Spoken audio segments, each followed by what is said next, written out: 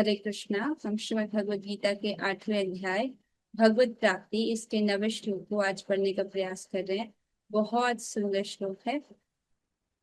उससे पूर्व हम श्रीमद् भगवद गीता के माध्यम से एक श्लोक का श्रवण करेंगे। यत्र गीता विचारश्च पठनं पाठनं तथा मोदते तत्र श्री कृष्णो भगवान राधया सह। जहाँ भी गीता शास्त्र की चर्चा, अध्ययन एवं शिक्षा की जाती है, वहाँ श्रीमती राधा रानी सहित परम भगवान श्री कृष्ण बड़ी प्रसन्नता से आ जाते हैं। तो भगवान को प्रसन्न करना बहुत आसान है अगर आप श्रीमद् भगवद गीता का अध्ययन कर रहे हैं तो। आइए आज के श्लोक की ओर बढ़ते हैं। भगवान का ध्यान किस रूप में करना चाहिए? पिछले श्लोकों में आप पढ़ रहे थे कि किस प्रकार से हमको मन को बारंबार भगवान में लगाने का अभ्यास करना चाहिए।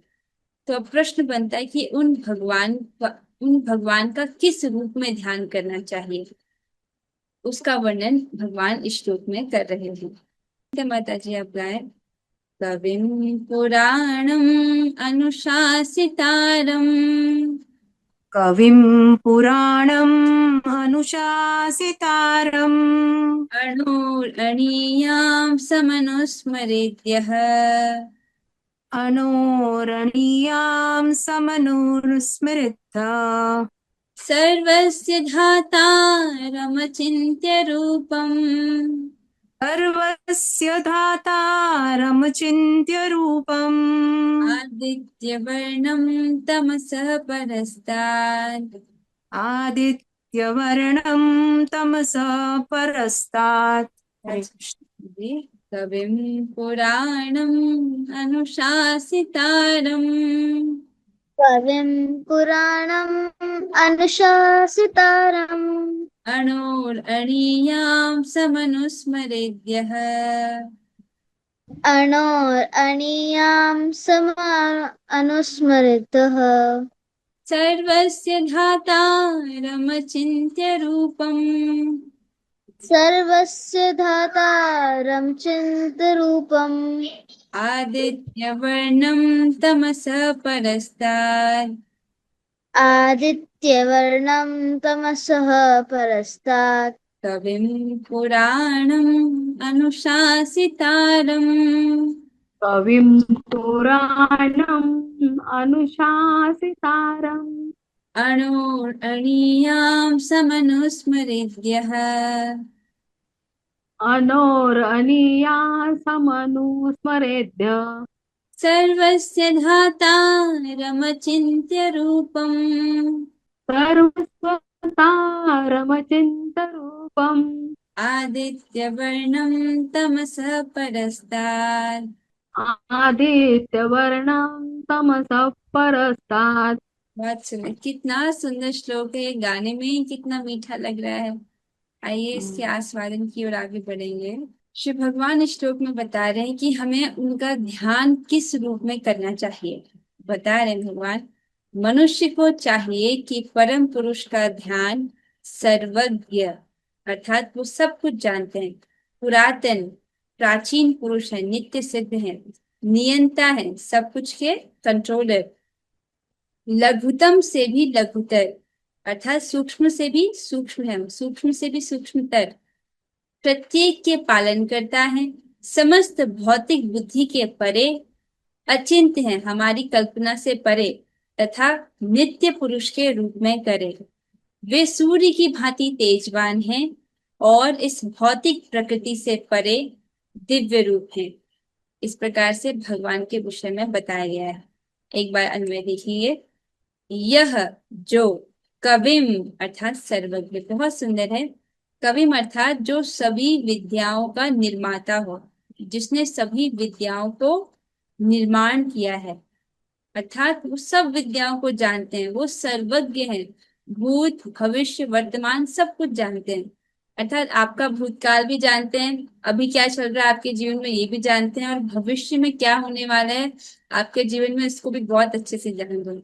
भगवान क्या है? सर्वज्ञ।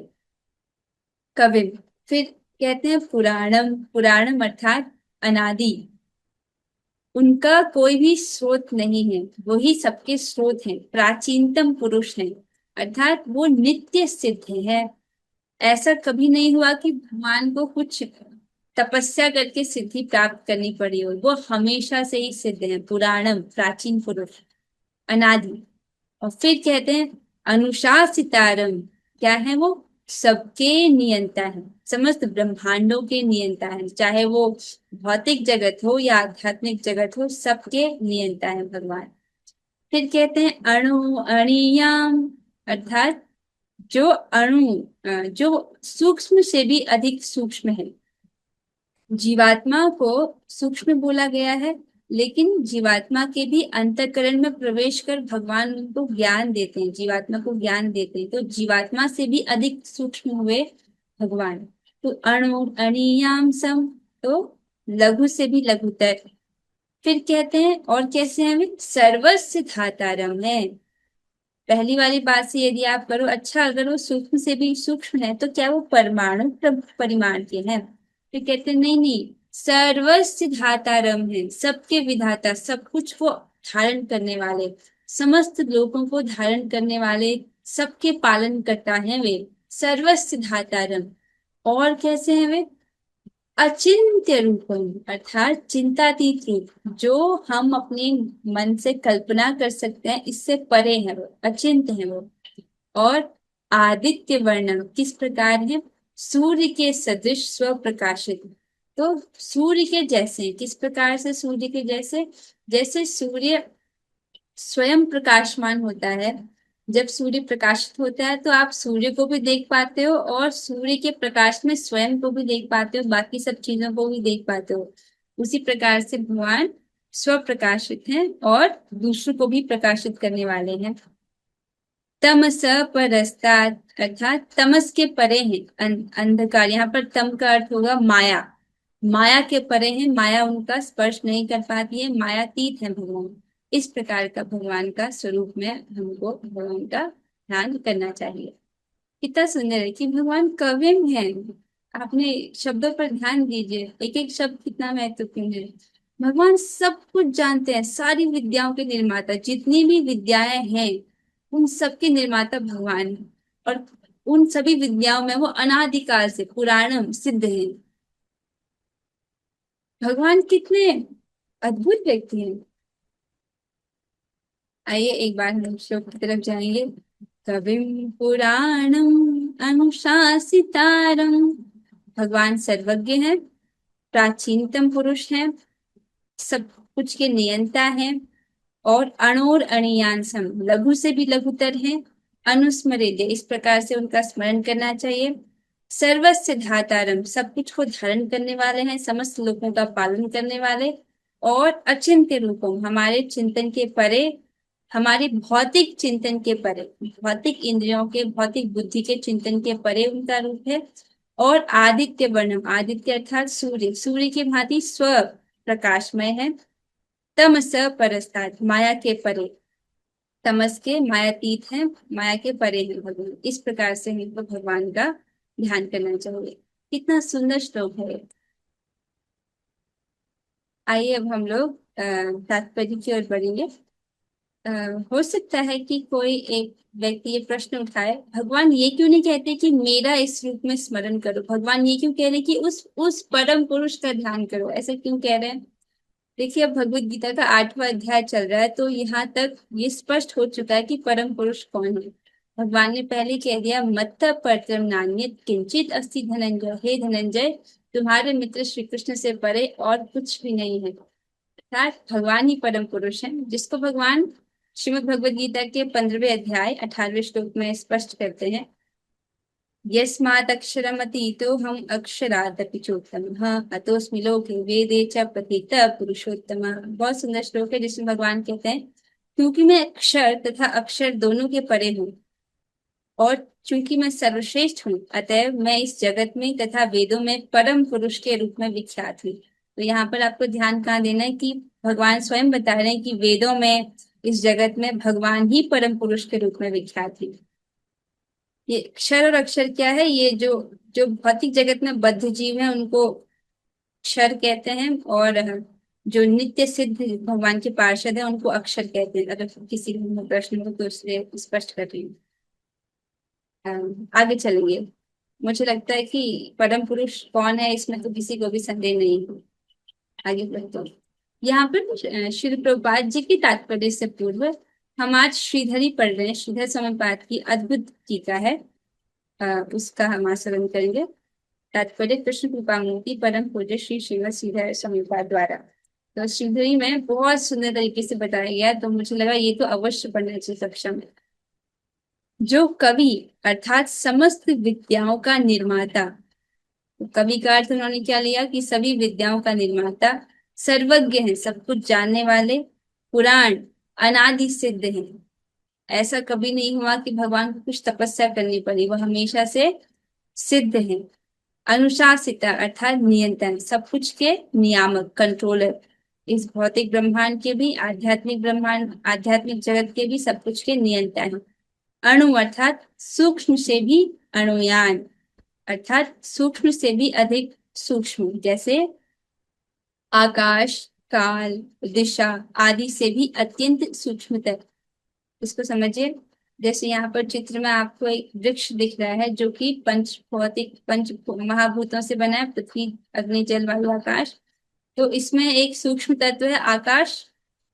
आकाश से भी सूक्ष्म तत्व क्या हुआ, काल, अर्थात वो समय जिसमें एक बीज से एक पौधा, एक बीज से पौधा बना, फिर पौधे से पेड़ बना, तो काल भी कुछ व्याप्त हुआ है, तो काल का भी तत्व है। और दिशाएं, दिशाएं भी हैं, लेकिन इससे भी अधिक सूक्ष्म है भगवान, ऐसे समझा रहे हैं आपको। सो सूक्ष्म से भी सूक्ष्मतर है। और कैसे हैं, सबका धाता अर्थात सबका पालन करने वाले, पोषक, अपार महिमा से युक्त होने के कारण अचिंत है। तो जैसे आपने बताया कि वो सूक्ष्म से भी सूक्ष्म है और सबके धाता हैं, सब कुछ को धारण करने वाले हैं, तो ये सब एक साथ कैसे, तो कहते हैं अचिंत रूप वाले हैं भगवान, अर्थात मलिन मन और बुद्धि के द्वारा अगोचर है। अचिंत अर्थात जिसका मन शुद्ध नहीं है, जो भौतिक बुद्धि है उसके पकड़ में नहीं आती भगवान, उससे अगोचर है। लेकिन आध्यात्मिक इंद्रियों के द्वारा भगवान को अनुभव किया जाता है, लेकिन अशुद्ध मन और भौतिक बुद्धि के द्वारा भगवान अचिंत्य हैं, उसकी पकड़ में नहीं आते। फिर कहते हैं आदित्य वर्णम अर्थात सूर्य की भांति अपने एवं दूसरों को प्रकाशित करना, जिनका वर्ण यानी स्वरूप है। देखिए, जब सूर्योदय होता है तो अंधकार में तो हम नहीं देख पाते, लेकिन सूर्योदय होता है तो आप सूर्य को भी देख पाते हो और सूर्य की रोशनी में बाकी सब वस्तुओं को भी देख पाते हो। उसी प्रकार सूर्य की भांति अपने को भी प्रकाशित करने वाले और दूसरों को प्रकाशित करना, जिनका वर्ण है यानी स्वरूप है। तथा जो तम यानी प्रकृति से अत्यंत परे वर्तमान है, अर्थात जो इस मायाती जगत के परे है। और उनका जो अनुस्मरण, अनुस्मरण कौन सा शब्द है ये, एक मिनट, अनुस्मरेद्य, इसका अर्थ है कि बारंबार उनका स्मरण करना है। इस प्रकार के जो भगवान है, परम पुरुष है, बारंबार उनको उनका स्मरण करना है। वेदाहमेतम पुरुषम महांतम आदित्य वर्ण तमस परस्तात्। श्रुति का एक वाक्य यहाँ पर श्रीधर स्वामीपाद हमारे साथ अ, साझा कर रहे हैं। वे कहते हैं कि मैं इस आदित्य स्वरूप अंधकार से अत्यंत परे महान पुरुष को जानता हूँ। तो श्रुति का वाक्य है, इस श्रुति में भी यही भाव सिद्ध होता है। इस मायातीत, अ, इस माया के परे एक महान परम पुरुष है। बहुत सुंदर थी श्रीधर स्वामी की बात की थी, जिससे उन्होंने एक शब्द की व्याख्या की, बहुत सुंदर व्याख्या की। आइए अब हम लोग प्रभुपाद जी के तात्पर्य की ओर आगे बढ़ते हैं। अनुवाद और तात्पर्य कृष्ण कृपा मूर्ति श्री श्रीमद ऐसी भक्ति वेदांत स्वामी प्रभुपाद द्वारा। सो प्रभुपाद जी बता रहे हैं, इस श्लोक में परमेश्वर के चिंतन की विधि का वर्णन हुआ है कि किस प्रकार से हमको भगवान का चिंतन करना चाहिए। पिछले श्लोकों से तो आप समझ ही रहे होंगे कि भगवान के चिंतन करने का, उनके स्मरण करने का कितना महत्व है। इस बात को भगवान भगवद गीता में बारंबार कहते हैं कि अपने मन को, अपनी बुद्धि को मुझ में अर्पित करो, मेरा बारंबार स्मरण करो, बार बार कहते हैं भगवान। यहाँ पर इस श्लोक में वो विधि का वर्णन किया गया है। सबसे प्रमुख बात यह है कि वे निराकार या शून्य नहीं है। सबसे प्रमुख बात क्या बता रहे हैं प्रभुपाद जी की ऐसा नहीं है कि भगवान का कोई आकार ही नहीं है या वो कोई शून्य है या वो कोई रोशनी, ऐसा नहीं है। कोई निराकार या शून्य का चिंतन कैसे कर सकता है? यह अत्यंत कठिन है। अगर आपसे बोला जाए कि कुछ सी ऐसी वस्तु का ध्यान करो जो जिसका कुछ आकार ही नहीं है, उस पर कितने देर तक आपका ध्यान लगा रहेगा। लेकिन त्रिभंग ललित श्याम सुंदर के रूप में उनका ध्यान करना आसान है। जैसे मैं कहूँ श्री श्री राधा रमन जी का स्मरण कीजिए, तो बहुत आसान है क्योंकि आपको पता है कि वो बहुत सुंदर दिखते हैं। हाँ, तो आगे चलेंगे। यह अत्यंत कठिन है क्या कि कोई जब शून्य का चिंतन करने लगे, कि निराकार का चिंतन करने लगे, किंतु कृष्ण के चिंतन की विधि अत्यंत सुगम है और तथ्य रूप में यहाँ पर वर्णित है। भगवान श्री कृष्ण का चिंतन आसान है और इस श्लोक में उनके विषय में बताया है। उनको ऐसे ग्वाले के रूप में या किसी क्षत्रिय के रूप में स्मरण करने को नहीं कहा गया, उनको परम पुरुष श्री भगवान के रूप में स्मरण करने को बोला गया है। पहली बात तो यह है कि भगवान पुरुष हैं। हम राम तथा कृष्ण को पुरुष रूप में सोचते हैं। चाहे कोई राम का चिंतन करे या कृष्ण का, वे जिस तरह के हैं उसका वर्णन भगवत गीता के इस श्लोक में किया गया है। तो कोई भगवान श्री राम का चिंतन करे या कोई भगवान श्री कृष्ण का चिंतन करे, लेकिन उनके विषय में क्या, उनके बारे में गुण पता होने चाहिए जो आपने इस श्लोक में पढ़ा कि कविम है, पुराणम है, अनुशासितारम है, सर्वस्व धातारम, अचिंत्य रूपम, जो जो शब्दों के आपने यहाँ पर अर्थ सुने, उस रूप में भगवान का जो है स्मरण करना चाहिए। अनुशासितारम का आपने एक अर्थ पढ़ा कि वो नियंता है, सब कुछ के कंट्रोलर है। इसका एक और सुंदर अर्थ बताया गया है कि वो क्या करते हैं, राम कृष्ण आदि स्वरूप में कृपा पूर्वक अपनी भक्ति की शिक्षा देने वाले हैं। तो जब भगवान इस धरा पर आते हैं, अगर वो लीला करते चले जाते हैं तो उतना हमें उनके विषय में पता नहीं चलता, लेकिन वो लीला करते हैं और शिक्षा भी देते हैं भक्ति की, तो जिससे जीव उनको जान पाता है। देखिए यहाँ पर भगवान श्री कृष्ण ने भगवत गीता कही है, तो हम उसको पढ़ रहे हैं, तो हम उनके विषय में अधिक जान पा रहे हैं कि नहीं जान पा रहे हैं। तो भगवान आते हैं और अपनी कृपा से अपने विषय में बताते हैं, अपनी भक्ति की शिक्षा देते हैं। तो अनुशासित आरंभ का ये भी एक अर्थ है। ये कितना सुंदर चित्र है, भगवान श्री राम कितने सुंदर लग रहे हैं इसमें। आइए आगे बढ़ेंगे।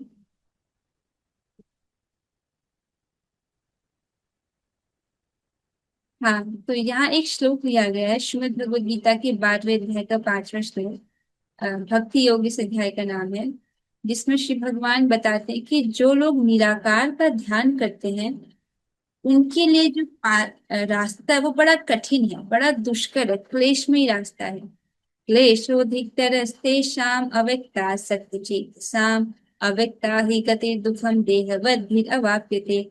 जिन लोगों के मन परमेश्वर के अव्यक्त निराकार स्वरूप के प्रति आसक्त हैं, उनके लिए प्रगति कर पाना अत्यंत कष्टप्रद है। देहधारियों के लिए उस क्षेत्र में प्रगति कर पाना सदैव दुष्कर होता है। तो भगवान यहाँ पर स्पष्ट कह रहे हैं कि जो लोग निराकार का चिंतन करते हैं उनके लिए कैसा है, बड़ा कष्टप्रद होता है। और उनको क्या प्राप्त होता है, क्लेश होते, अधिकतर उनको क्लेश ही प्राप्त होता है। और भगवान इसी अध्याय में आगे स्पष्ट करते हैं कि हालांकि वो लोग निराकार का ध्यान करते हैं, लेकिन बाद में उनको उनको मेरी ही प्राप्ति होती है। इस प्रकार से भगवान स्पष्ट करते हैं। तो प्रभुपाद जी ने भी स्पष्ट कर दिया कि भगवान का ध्यान कम से, ये तो सबको समझना चाहिए कि निराकार के रूप में नहीं करना है, इसको भगवान स्पष्ट कह रहे हैं। लेकिन आज आज भी जगत में भगवान इतना स्पष्ट भगवद गीता में बोले हैं, उसके बाद भी जगत में इतने लोग भ्रमित हैं कि निराकार का ध्यान करते हैं। एक संप्रदाय ही ऐसा है जो निराकार का ध्यान करता है। आप समझ रहे हैं, एक शून्य का, वैसा नहीं करना चाहते। आगे चलेंगे। भगवान कवि हैं, अर्थात वे भूत वर्तमान तथा भविष्य के ज्ञाता हैं, अतः वे सब कुछ जानने वाले। कवि का अर्थ ही है कि वो सर्वज्ञ है, सब कुछ जानते हैं। वे प्राचीनतम पुरुष हैं क्योंकि वे समस्त वस्तुओं के उद्गम हैं, प्रत्येक वस्तु उन्हीं से उत्पन्न है। बहुत सुंदर। कविम पुराणम, पुराणम का अर्थ यहाँ पे प्रभुपाद जी आपको समझा रहे हैं कि वो प्राचीनतम पुरुष है। क्यों? क्योंकि वो सबके उद्गम है, सबके सोर्स है, सबके स्रोत है। वो कहीं से नहीं आए, लेकिन सब कुछ उनसे आया है। प्रत्येक वस्तु उन्हीं से उत्पन्न है।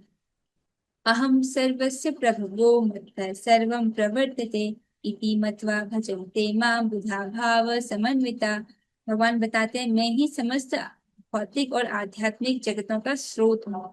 इस प्रकार से जो मुझे जानता है वो मेरा सर्वतोभावेन भजन करता है। आगे, वे ब्रह्मांड की परम नियंता भी हैं। तो अनुषा सीताराम अर्थात वो परम नियंता है, सब कुछ कंट्रोल करने वाले हैं।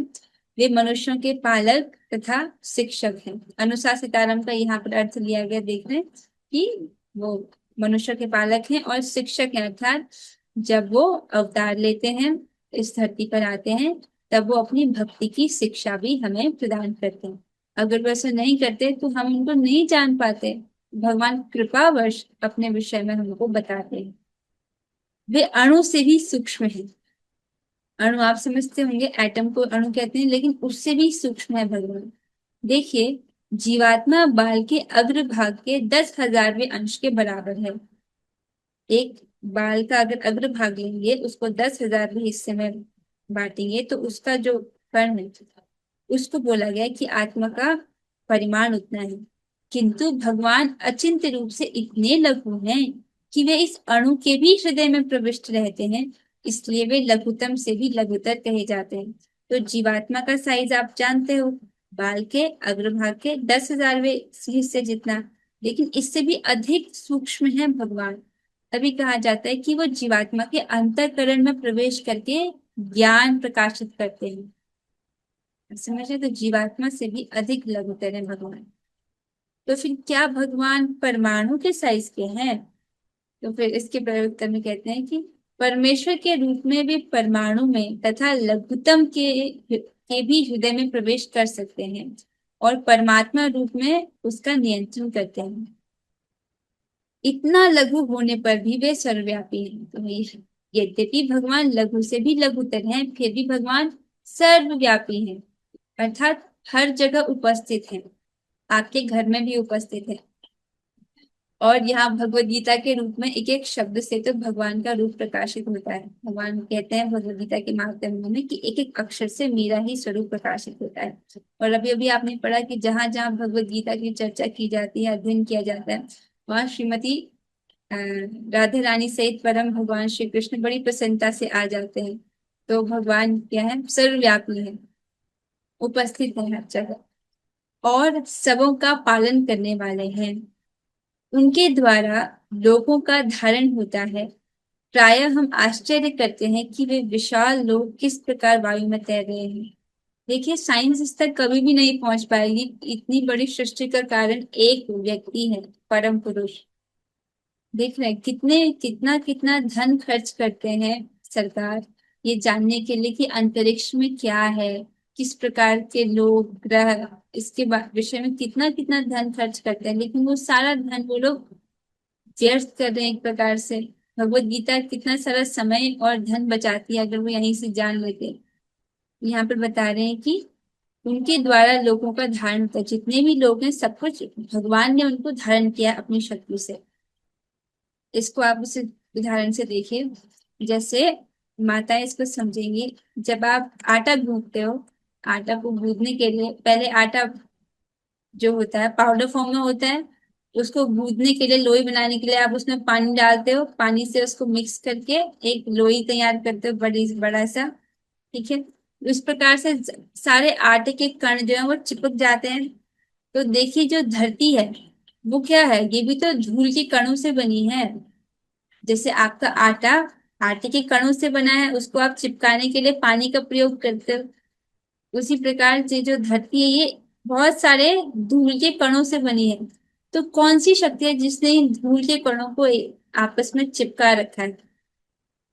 किस चीज के कारण ये जितने भी सारे पृथ्वी में जो धूल के कण है वो चिपक रखे हैं और ये एक ग्रह का रूप लिया हुआ है?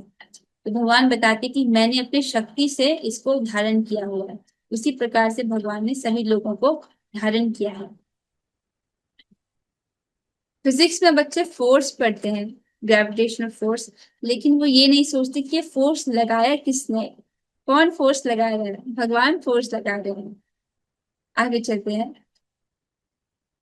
सो प्रायः हम आश्चर्य करते हैं कि विशाल लोग किस प्रकार वायु में तैर रहे हैं। यहाँ यह बताया गया है कि परमेश्वर अपनी अचिंत्य शक्ति द्वारा इन समस्त विशाल लोकों तथा आकाश गंगाओं को धारण किए हुए हैं। तो ब्रह्मांड में जितना दिख रहा है, और इससे भी कई गुना बड़ा है ब्रह्मांड, उसमें कितने सारे अन्य आकाश गंगाएं हैं, उन सबको भगवान धारण किए हुए हैं। इस प्रसंग में अचिंत्य शब्द सार्थक है। ईश्वर की शक्ति हमारी कल्पना या विचार शक्ति के परे है, इसलिए अचिंत्य कहलाती है। देखिए, हम जितना भी सोचे, हमारी भौतिक बुद्धि तो सीमित है ना। आप हम कितना भी सोचने का प्रयास करें, लेकिन जितनी बुद्धि हमारे पास है, जो भौतिक बुद्धि है, वो सीमित है। उससे हम असीमित भगवान को समझने का प्रयास कर रहे हैं। ठीक है, लेकिन अगर भगवान कृपा कर दें तब हम भगवान को समझ सकते हैं। इस बात का खंडन कौन कर सकता है? वे भौतिक जगत में व्याप्त हैं, फिर भी इससे परे हैं। भगवान ने इसको पहले भी स्पष्ट किया है कि भगवान इस जगत में व्याप्त हैं, लेकिन इससे परे हैं। वो अपने, उनका आध्यात्मिक धाम है, वहां रहते हैं। हम इसी भौतिक जगत को ठीक ठीक नहीं समझ पाते, जो आध्यात्मिक जगत की तुलना में नगण्य है। तो फिर हम कैसे जान सकते हैं कि इसके परे क्या है? सही बात है, प्रभुपाद जी यहाँ पर बता रहे हैं कि हमारी क्या सीमा है। हम इस जिस ब्रह्मांड में हम रहते हैं, उसी को ठीक से नहीं जानते हैं। तो इस भौतिक ब्रह्मांड के परे जो आध्यात्मिक जगत है, आध्यात्मिक जगत की तुलना में तो भौतिक जगत नगण्य है। इसका एक चौथाई हिस्सा है, पूरी सृष्टि का एक चौथाई हिस्सा ये भौतिक जगत है, उसकी तुलना में नगण्य है। तो हम इसके परे, इस भौतिक सृष्टि के परे क्या है, उसको कैसे समझ सकते हैं? समझ रहा?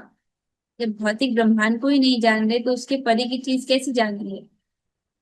इसीलिए अचिंत शब्द हमारे लिए प्रयोग किया गया है। अचिंत का अर्थ है इस भौतिक जगत से परे, जिसे हमारा तर्क, नीति शास्त्र या दार्शनिक चिंतन छू नहीं पाता और जो अकल्पनीय है।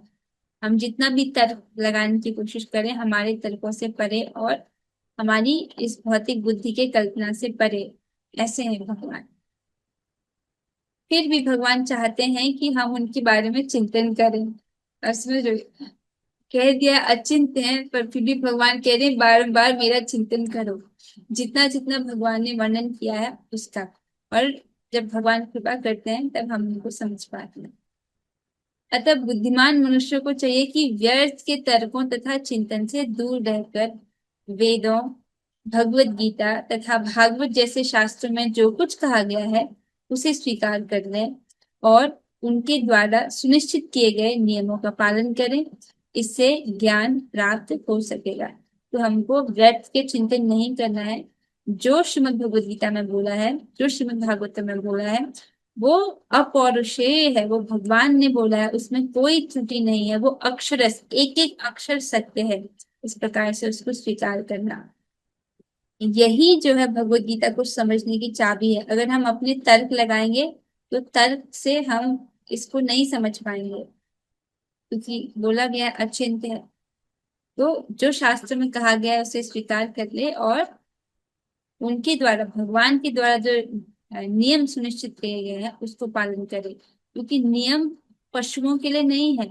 जैसे इंसानों के भी जो नियम होते हैं, जैसे ट्रैफिक लाइट के जो नियम है, वो इंसान के लिए है ना। अगर जो पशु है वो ट्रैफिक लाइट के नियम को तोड़ दे, तो पशु को कोई दंड नहीं प्राप्त होता है, क्योंकि पशु के पास इतनी बुद्धि नहीं है कि वो नियमों को समझ सके।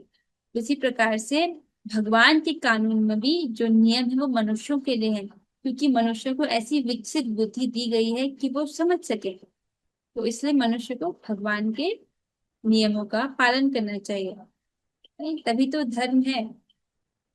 धर्म अर्थात भगवान के कानून को का पालन करना।